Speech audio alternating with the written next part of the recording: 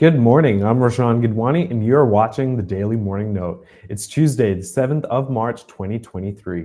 Singapore stocks started the week slightly higher on Monday, in tandem with most key indexes in the region after Wall Street closed with gains last Friday. Gainers and decliners were almost evenly split, 256 to 252, on a turnover of 2.1 billion shares worth 1 billion Singapore dollars. Wall Street stocks traded slightly higher on Monday ahead of key jobs data and congressional testimony from Federal Reserve Chair Jerome Powell.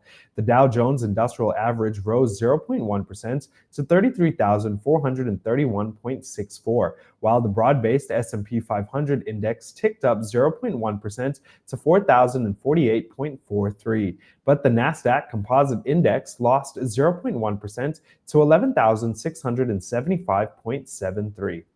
Energy Utilities Group (SP Group) has bought its first solar farm assets in Vietnam as part of its plan to develop 1.5 gigawatts of utility-scale and rooftop solar projects in the country by 2025.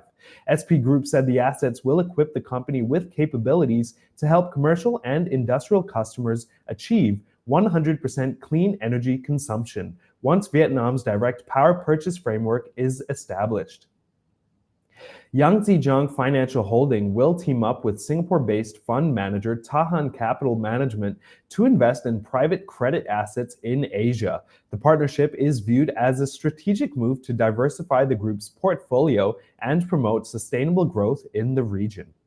Catalyst-listed Fortress Minerals has been granted 2 new licenses in Sabah, Malaysia, to undertake prospecting operations for copper, nickel, and cobalt minerals, the iron ore miner said on Monday. The prospecting licenses offer the opportunity to expand the group's commodity profiles and diversify its revenue streams. Kim Piao Contractors, a unit of OKP Holdings, has been awarded 43.8 million Singapore dollars over an arbitration case on a 2017 accident involving the Pan Island Expressway viaduct collapse. An arbitration tribunal ordered consultancy services company CPG Consultants to pay the full sum to the company within 28 days from March 3rd, the main board-listed company said in a bourse filing on Monday.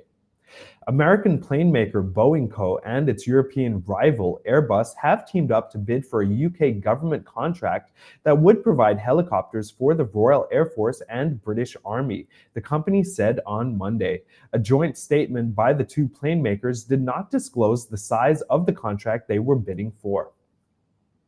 The US dollar steadied on Monday as investors awaited testimony from Federal Reserve Chair Jerome Powell ahead of the February jobs report to be published at the end of the week.